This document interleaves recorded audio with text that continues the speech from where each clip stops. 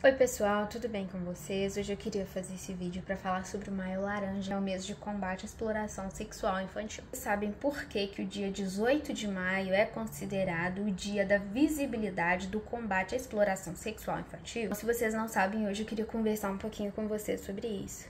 No dia 18 de maio de 1973 foi a morte de Araceli, uma criança do Espírito Santo que foi raptada, drogada e abusada sexualmente.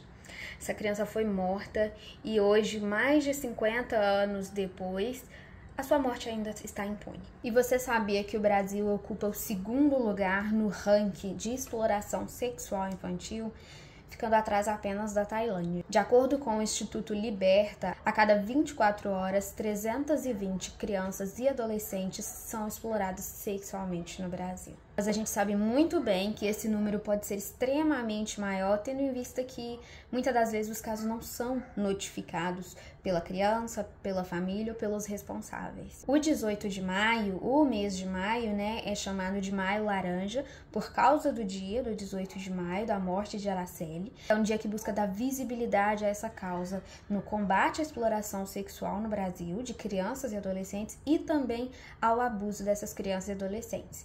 Você sabe a diferença entre exploração sexual infantil e o abuso? A exploração sexual infantil, que no caso o Brasil está no segundo lugar do ranking, perdendo apenas para a Tailândia, como eu disse, é quando o adulto se vale de ganho financeiro por cima da violência contra a criança e o adolescente, que é uma coisa que acontece infelizmente muito nas rodovias do Brasil. Já o abuso sexual é quando um indivíduo maior de idade utiliza de uma criança menor para seu próprio prazer sexual. Uma grande dificuldade na proteção da criança e o adolescente no que diz respeito ao abuso sexual infantil no Brasil é que, infelizmente, muitas das crianças e adolescentes não conseguem denunciar, porque nós sabemos que a maioria dos casos ocorrem com pessoas que estão próximas à família, com pessoas que estão ali no convívio. Infelizmente, essa convivência, essa proximidade dificulta com que a criança ou adolescente consiga denunciar para algum responsável o que está acontecendo. Seja por medo de retaliação, porque normalmente esses agressores ameaçam as crianças, ou talvez por medo dos pais e responsáveis não acreditarem no que ela está dizendo, que infelizmente a gente sabe que às vezes acontece. Isso nesse mês a gente fala tanto da proteção em relação à criança e adolescente, porque muitas das vezes a criança, por exemplo, ela não consegue se defender. O abusador, ele ameaça, ele fala que vai fazer coisas e a criança talvez ela é levada por isso, por causa desse medo. Então nós, os adultos que têm posse do conhecimento, é que devemos proteger essas crianças.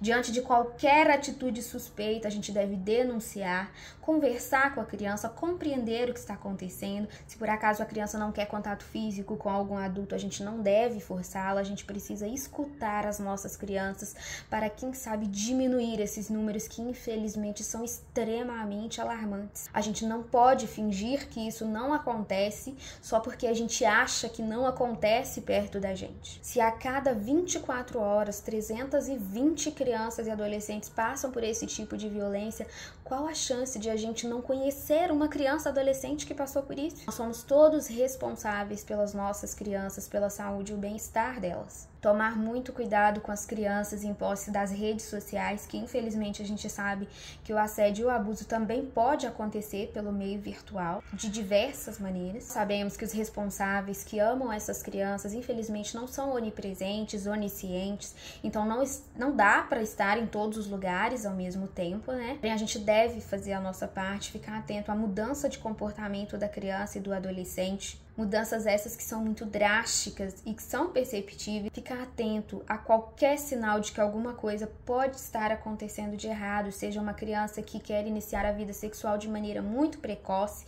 isso pode ser um sinal de violência sexual, ou talvez o jovem adolescente que também tem muita repulsa ao assunto, porque querendo ou não, essa violência ela gera um sofrimento nesse indivíduo muito levado a sentimentos de culpa, de rejeição, de problemas problemas com a própria autoimagem, problemas para se relacionar, entre tantas outras feridas que causam nesses jovens e adolescentes. E se por acaso, em algum momento, alguma criança ou adolescente chegou para você para demonstrar que talvez ele tenha sofrido algum tipo de violência sexual, dê crédito à fala dessa criança e adolescente, tente conversar, buscar ajuda profissional, principalmente, para compreender ali o que aconteceu e, infelizmente, quais as marcas que ficaram nesse jovem. Cuidar das nossas crianças é responsabilidade de todos, independente de sermos pais ou não. Infelizmente, não conseguimos mais fazer justiça por Araceli, a menina do Espírito Santo, que infelizmente morreu de maneira tão brutal. Até hoje, os culpados seguem impunes, não foi feito nada sobre ela.